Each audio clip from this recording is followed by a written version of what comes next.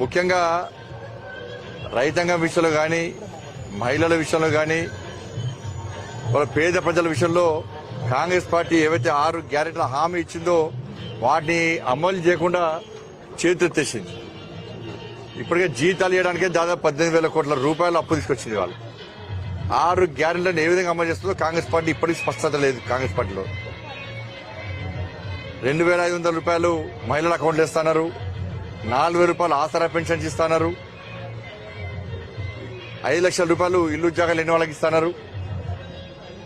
ఇదొక రకమైతే ముఖ్యంగా రైతాంగం విషయంలో గతంలో బీఆర్ఎస్ పార్టీ ఏ విధంగా మోసం చేసిందో తెలంగాణ రాష్ట్ర రైతాంగాన్ని అదే పందాను కాంగ్రెస్ పార్టీ కొనసాగిస్తా ఉన్నది.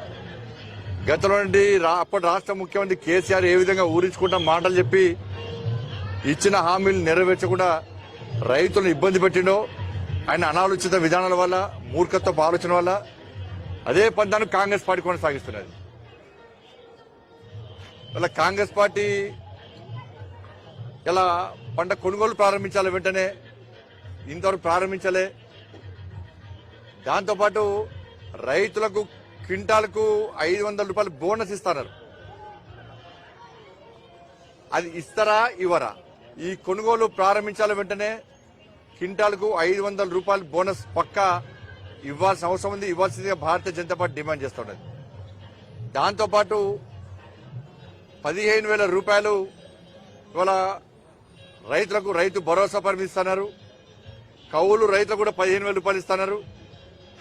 రైతు కూలీలకు 12,000 రూపాయలు ఇస్తున్నారు. అవి వెంటనే రైతుల అకౌంట్లో వేయాల్సినటువంటి బాధ్యత కాంగ్రెస్ పార్టీ ప్రభుత్వం మీద ఉంది. 2 లక్షల రూపాయలు రుణమాఫీ చేస్తున్నారు, దాన్ని వెంటనే అమలు చేయాలి.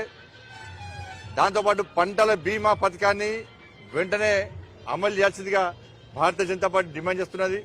ఏ విధంగా మీరు మేనిఫెస్టోలో పెట్టిరో కొనుగోలు సందర్భంలో తరుగు పేరుతోని తాళు పేరుతోని ఎక్కడ కటింగ్స్ ఉండేవని చెప్పి మీరు ఎన్నికల హామీ ఇచ్చిరో అదే విధానాన్ని కొనసాగించాల్సిన బాధ్యత కాంగ్రెస్ పార్టీ ప్రభుత్వం మీద ఉంది.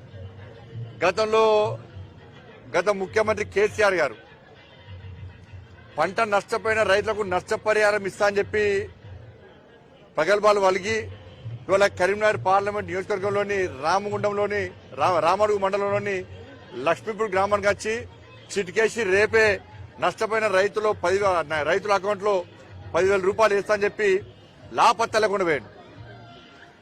ఈ రాష్ట్ర ప్రభుత్వం కూడా మొన్న సిరిసిల్ల ప్రాంతంలో కానీ ఈ కరీంనగర్ పార్లమెంట్ నియోజకవర్గంలో ఇతర ప్రాంతాల్లో కానీ నష్టపోయిన రైతులకు 20,000 రూపాయలు ఇవ్వాలని చెప్పి భారతీయ జనతా పార్టీ డిమాండ్ చేస్తే 10,000 రూపాయలు ఇస్తామని చెప్పి ఉత్తర్వులు జారీ చేసిన రాష్ట్ర ప్రభుత్వం ఇంతవరకు దాన్ని అమలు చేస్తలేదు. కాబట్టి ఈ విధానాల వల్ల ఇవాళ రైతాంగం పూర్తిగా ఇబ్బంది పడే పరిస్థితి. కాబట్టి భారతీయ జనతా పార్టీ గత 2 రోజుల క్రితమే కరీంనగర్ పార్లమెంట్ నియోజకవర్గ సమావేశాన్ని ఏర్పాటు చేసి ఈ రైతాంగం ఎదుర్కొన్న ఇబ్బందులను దృష్టిలో ఉంచుకొని ఈ కరీంనగర్ పార్లమెంట్ నియోజకవర్గంలో ఆందోళన కార్యక్రమాలు చెప్పటని చెప్పి ఎన్నికల కోడ్ ఉంది కాబట్టి ఎన్నికల వాతావరణం ఉంది కాబట్టి ఇక్కడ శాంతి భద్రత సమస్య లేకుండా ఒక ప్రశాంతమైన వాతావరణంలో ఆందోళన చేయాలని చెప్పి భారతీయ జనతా పార్టీ నిర్ణయించింది. కరీంనగర్ పార్లమెంట్ నియోజకవర్గంలో రేపు అన్ని మండల కేంద్రాల్లో ఎంఆర్ఓ గారులకు వినతి పత్రం ఇవ్వడం, జిల్లా కలెక్టర్ గారులకు వినతి పత్రం ఇవ్వడం, 2వ తారీఖు నాడు కరీంనగర్ కలెక్టరేట్ కార్యాలయం ముందు నేనే స్వయంగా మా నాయకులందరూ కార్యకర్తలు అందరితో కలిసి తక్కువ సంఖ్యలో రైతు దీక్షను చేయాలని చెప్పి నిర్ణయించడం జరిగింది. దాంతోపాటు రాబోయే రోజుల్లో కూడా ఈ కరీంనగర్ పార్లమెంట్ నియోజకవర్గంలో కాంగ్రెస్ పార్టీ గతంలో బీఆర్ఎస్ పార్టీ ఏ విధంగా రైతులను మోసం చేసిందో ఈ రైతు వ్యతిరేక విధానాలకు నిరసనగా అనేక రకాల కార్యక్రమాలను మేము చేపట్టబోతున్నాం. కాబట్టి దీనిలో కార్యకర్తలు నాయకులు అందరూ కలిసి విజయవంతం చేసిందిగా కోరుతా ఉన్నాను.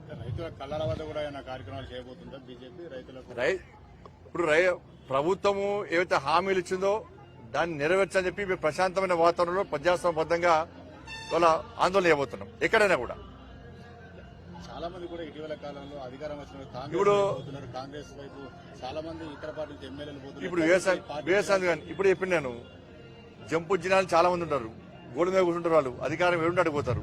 ఇలా దీని ఉంటారు, వాళ్ళు దీని ఉంటారా? దీనికెళ్ళి మళ్ళీ పోతారు, మళ్ళీ వేరే పార్టీకి చంపేస్తారు. కానీ ప్రజలు ఓట్లేసే సమయంలో ఇటువంటి నాయకుల పట్ల అప్రమత్తంగా ఉండాలి. నేను గతంలో యువకులు రాజకీయాలకు రావాలని చాలాసార్లు విజ్ఞప్తి చేసిన, కానీ యువతకు అప్పీల్ చేస్తున్నా, ఫస్ట్ రాజకీయ ప్రక్షాళన జరగాలి. యువత ద్వారా తప్పకుండా తెలంగాణ రాష్ట్రంలో మార్పు వస్తుంది. ఆ మార్పు రావాలి. ఆ మార్పు కేవలం యువత ద్వారా మాత్రమే వస్తుంది. ఈ జంపు జిల్లాలో అవకాశవాద రాజకీయ నాయకులకు ఓటేయకుండా ప్రజల లోపల చైతన్యం కలిగించాల్సిన బాధ్యత యువత మీద ఉంది. దాన్ని గుర్తించాదిగా కోరుతానండి. దాంతో రైతులకు సంబంధించి కేసీఆర్ గారి వాళ్ళు ఎక్కడికి పోయి నల్గొండ పోయాడు, దాన్ని వద్దంటలేము. మరి నీ కొడుకు ప్రాతినిధ్యం వహిస్తున్నటువంటి రాజన్న సిరిసిల్ల జిల్లాలో రైతులు నష్టపోతే ఎందుకు రాలే కేసీఆర్ గారు? ఇక రైతులు కాదా? నీ కొడుకు ఓటేసి గెలిపిస్తే మనం ఎందుకు రావు ఇక్కడికి? రాకపోవడం కారణం ఏంది? నీ కొడుకు నిర్లక్ష్యం. ఇలా బయట పడతాని చెప్పి నీ కొడుకు రైతులను పట్టించుకోవాలని చెప్పి బయట పడతాని చెప్పి ఇలా సిరిసిల్ల జిల్లాను వదిలిపెట్టిపోయి నల్గొండ పోయినావు. ఇక్కడికి ఎందుకు రావు? గతంలో రాముడికి వచ్చినావు. రాముడికి వచ్చి 10,000 రూపాయలు అకౌంట్లో ఇస్తావు. వేసినావా? రైతుల విషయంలో ఆందోళన చేసే అధికారం నీకు లేదు. ఇక్కడ సన్నపోట్లు వద్దన్నావు, దొడ్డు వద్దన్నావు, వరి ప్యాడ్ విషయంలో మాట్లాడినావు, బాయిలర్స్ కొనుగోలు బాయిలర్స్ ఇవ్వని చెప్పి కేంద్రానికి లేఖ రాసిచ్చినావు. మళ్ళీ కేంద్రం బెదిరిస్తుందన్నావు. వాళ్ళ పత్తి విషయంలో కామెంట్ చేసినావు. అన్ని రకాల రైతులను నానా గోస పెట్టిందే నువ్వు, వాళ్ళ నరక యాత్ర చూపెట్టిందే నువ్వు. ప్లస్ నీ పందనేలా కాంగ్రెస్ పార్టీ కొనసాగిస్తున్నది. కాంగ్రెస్ పార్టీ గురువు నువ్వే. మీరు గురు శిష్యులుగా మారి తెలంగాణ రైతాంగాన్ని మోసం చేస్తున్నారు ఇవాళ. మరి ఈ రెండు పార్టీలు రైతు వ్యతిరేక పార్టీలు. తెలంగాణ రైతాంగం ఆలోచించాలి. వీళ్ళు రాజకీయం కోసం ఇవాళ డ్రామాలు ఆడుతున్నారు. ఇవాళ గతంలో కేసీఆర్ గారు ఎందుకు రైతులను ఆదుకోలేకపోయాడు? కాంగ్రెస్ పార్టీ ప్రభుత్వం 100 రోజులుగా దాటింది. ఇప్పటికే ఎందుకు రైతులకు ఇచ్చిన హామీలు నెరవేర్చలేకపోతే స్పష్టం చేసే బాధ్యత వాళ్ళ పార్టీ మీద ఉంది.